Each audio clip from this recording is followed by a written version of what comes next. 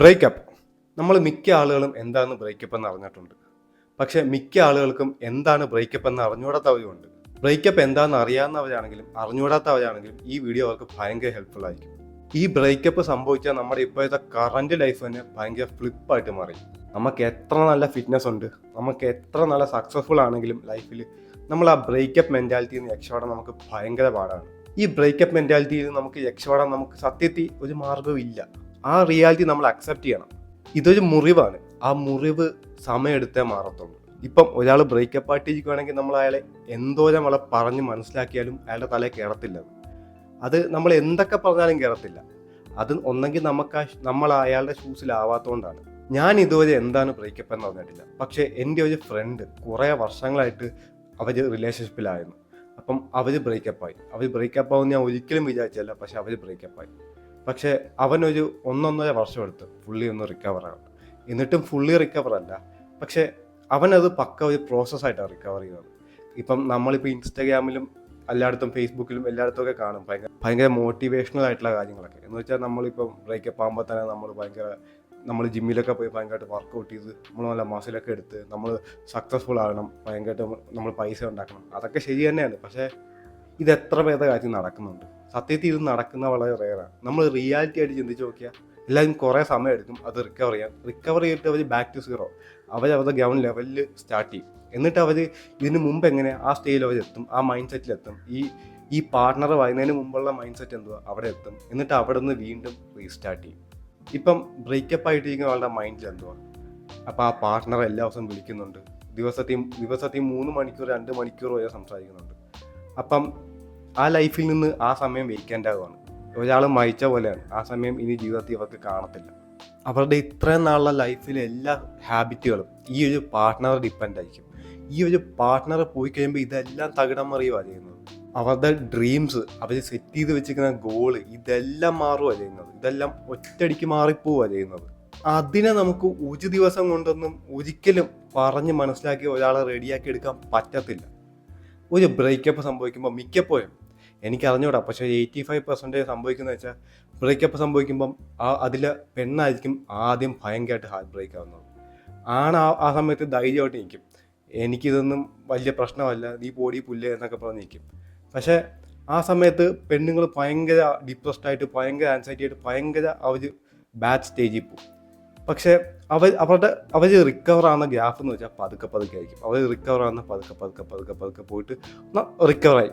അവർ recover ആയിക്കഴിഞ്ഞാൽ അവർ recover ആയത് തന്നെയാണ്. പിന്നെ അവർ തിരിഞ്ഞു നോക്കത്തില്ല. പക്ഷെ ആണുങ്ങളുടെ കാര്യത്തിൽ വെച്ചാൽ അവരാദ്യമേ ബ്രേക്കപ്പ് ആയ സമയത്ത് റിക്കവർ ആയ പോലെ നമുക്ക് തോന്നും. പക്ഷേ ടൈം പോകും തോറും അവർ ആ ഡിപ്രഷൻ സ്റ്റേറ്റിലേക്ക് വരും. അവരുടെ ഗ്യാപ്പ് അപ്പം അവർ ഡിപ്രഷൻ സ്റ്റേറ്റിലേക്ക് പതുക്കെ വരും. അതാണ് ഈ ആണുങ്ങൾക്ക് സമയമെടുക്കും, ഭയങ്കര സമയമെടുക്കും. പെണ്ണുങ്ങൾ ചിലപ്പോൾ ഒരു 4-5 മാസം കൊണ്ട് ഫുള്ളി റിക്കവറാണ്. ആണുങ്ങൾ ചിലപ്പം 2, 3, 4, 5 ചിലപ്പം 20 വർഷം വരെ എടുക്കും. എന്നാലും റിക്കവറാത്ത ആളുകളൊക്കെ ഇപ്പോഴും ഉണ്ട്. ഞാനിപ്പോൾ ആണുങ്ങളും പെണ്ണുങ്ങളും അങ്ങനെയല്ല പറഞ്ഞത്. പക്ഷേ ഈ പെണ്ണുങ്ങളും ചില സമയത്തൊക്കെ ഈ 10-20 വർഷമൊക്കെ എടുക്കും ചിലപ്പം റിക്കവറാണ്. പക്ഷേ മിക്കപ്പോഴും ഒരു 80% സംഭവിക്കുന്നത് വെച്ചാൽ ആണുങ്ങളാണ് ടൈം എടുത്ത് റിക്കവർ ആകുന്നത്, പെണ്ണുങ്ങൾ പെട്ടെന്ന് റിക്കവർ ആകുന്നതാണ് കാണപ്പെടുന്നത്. അപ്പം എൻ്റെ ഫ്രണ്ട് ചെയ്ത കാര്യം എന്ന് വെച്ചാൽ ആ പാർട്ട്ണറുമായിട്ട് ഇവൻ പോവാത്ത സ്ഥലങ്ങളില്ല. ഇപ്പം ആ പാർട്ട്ണറുമായിട്ട് ഇവൻ പോയ സ്ഥലങ്ങളിലൊക്കെ വീണ്ടും ചെല്ലുമ്പോൾ ഭയങ്കര വിഷമം തോന്നും. ഭയങ്കര ഡിപ്രസ്ഡ് സ്റ്റേറ്റിലായിരിക്കും ആ ഇൻഡിവിജ്വൽ പോകുന്നത് അതുവഴിയൊക്കെ പോകുമ്പോൾ. അപ്പം മിക്കപ്പോഴും ആളുകൾ എന്തുവാ ചെയ്യുന്നത്? അവരെ അങ്ങ് ഒഴിവാക്കും, ആ സ്ഥലങ്ങൾ ഒഴിവാക്കും, അവർ പോയ പ്ലേസസ് ഒഴിവാക്കും. ആ ഒരു പേഴ്സണെ ഇനി കാണുമ്പം ആ പേഴ്സൺ വരുന്ന സ്ഥലങ്ങളൊക്കെ ഉണ്ടെങ്കിൽ അവിടെ നിന്നൊക്കെ അപ്പം തന്നെ മുങ്ങിക്കളയും. പക്ഷേ ഇവൻ ചെയ്തതെന്ന് വെച്ചാൽ ഇവൻ നല്ല ഡിപ്രസ്ഡ് സ്റ്റേറ്റിലാവുമെന്ന് ഇവനറിയാം. പക്ഷെ എന്നിട്ട് ഇവൻ ആദ്യമേ അതൊക്കെ ചെയ്തു. അപ്പോൾ ഇവൻ ഭയങ്കര ഡിപ്രസ്ഡ് സ്റ്റേറ്റിലേക്ക് പോയി. പക്ഷേ ഇവൻ വീണ്ടും അത് ചെയ്തുകൊണ്ടിരുന്നു. അപ്പം ആദ്യത്തെ പ്രാവശ്യം ഇവൻ ചെയ്യുമ്പം ഇവൻ്റെ ഡിപ്രഷൻ ഇല്ലെങ്കിൽ ആ ഒരു ആങ്സൈറ്റി, എനിക്ക് എന്താണെന്ന് പറഞ്ഞാൽ ആ ഒരു ബ്രേക്കപ്പിൻ്റെ പീക്ക് ആ ഒരു ലെവൽ ഇതായിരുന്നു. പിന്നെ അവൻ വീണ്ടും കണ്ടപ്പം അത് കുറച്ചുകൂടി താന്നു. അവൻ വീണ്ടും അതേ സ്ഥലത്തും അതേപോലെ ആ പുള്ളിക്കാരിയെ കണ്ടപ്പോൾ വീണ്ടും അത് കുറച്ചുകൂടി താന്നു. അവനങ്ങനെ കണ്ട് അത് നോർമലായി അവൻ അത് പിന്നീട് നോർമലായി. പിന്നെ അവൻ സാധാരണ ആളുകളെ പോലെ ആ ഒരു ബ്രേക്കപ്പ് സ്റ്റേജിനെ ഫുള്ളി റിക്കവറായി. അപ്പം ഇങ്ങനെ മിക്ക ആളുകളും ചെയ്യത്തില്ല. എല്ലാവരും ചെയ്യുന്നതെന്ന് വെച്ചാൽ നമ്മൾ കാണുന്ന പോലെ തന്നെ അവരെ മൊത്തത്തിൽ കട്ട് ചെയ്തേക്കും. സോഷ്യൽ മീഡിയാസിനും എല്ലാത്തിനും കട്ട് ചെയ്തേക്കും. അവർ വരുന്ന സ്ഥലം ഉണ്ടെങ്കിൽ അവിടെ ഒരിക്കലും പോത്തുമില്ല. മൊത്തത്തിൽ അതൊരു ഒളിച്ചോട്ടമാണ്.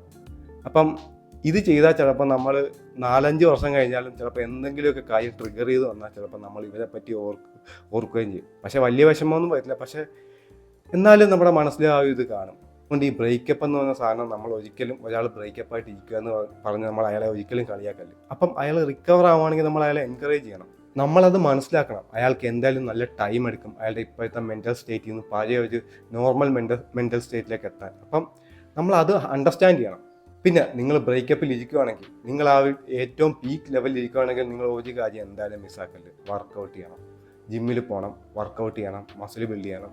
നമ്മൾ പുതിയ പ്ലാൻസിൻ്റെ കൂട്ടത്തിൽ ചെയ്യണം. ഈ വിഷമങ്ങളൊക്കെ മനസ്സിൽ ചാടി വന്നോട്ടെ. അതിന് വേണ്ടിയിട്ട് കരഞ്ഞു കഴിഞ്ഞ് വീണ്ടും നമ്മുടെ ഗോൾസിൻ്റെ പുറകെ പോകണം. എനിക്കിതൊരു ബ്രേക്കപ്പ് എന്താണെന്ന് പറഞ്ഞുകൂടാ, പക്ഷേ ഞാൻ കണ്ടതും കേട്ടതൊക്കെയാണ് ഞാൻ ഈ പറഞ്ഞത്. അപ്പം അത്രേ ഉള്ളൂ ഗായ്സ്. നിങ്ങൾക്ക് വീഡിയോ ഇഷ്ടപ്പെട്ടു എന്ന് വിചാരിക്കുന്നു. Thanks for watching.